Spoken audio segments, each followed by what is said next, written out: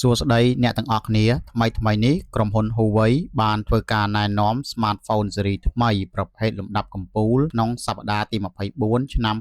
2025នេះរហូតដល់តែវាទទួលបានប្រជាប្រិយភាពឡើងមកកំពូលតារាងតែម្ដងគឺមានឈ្មោះថា Smartphone Huawei Jura 80 Ultra 5G ដោយវាមានភាពរឹងមាំទៅលើផ្នែក Hardware ហើយយើងនៅរងចាំបន្តមើលនៅពេលវាមានវត្តមានពេញលេញនៅលើទីផ្សារហើយ Smartphone ចំនួន2 model ទៀតមានឱកាសល្អបានបង្ហាញសមត្ថភាពចំពោះអ្នកទស្សនាជាច្រើនមានការចាប់អារម្មណ៍ក្រឡេកមើលផងដែរសម្រាប់ចំណាត់ថ្នាក់លេខ2បានទៅ Samsung Galaxy A56 5G ដែលបានប្រកាសខ្លួនកន្លងមកអស់រយៈពេលប្រហែល2ខែនឹងនៅតែទទួលបានចំណាត់ថ្នាក់ល្អក្នុងតារាងកាលពីសប្តាហ៍មុនមករីឯកំពូល Smartphone ដែលនៅតែមានកេរ្តិ៍ឈ្មោះល្អនិងជាប្រភេទលំដាប់កំពូលរបស់ក្រុមហ៊ុន Samsung ដែរគឺ Galaxy S25 Ultra ធានាបានកន្លែងមួយសម្រាប់ចំណាត់ថ្នាក់លេខ3ក្នុងសប្តាហ៍នេះ Smartphone OnePlus 13S 5G រំកិលខ្លួនមកកាន់ចំណាត់ថ្នាក់លេខ4ស្របពេលដែល Xiaomi Redmi Turbo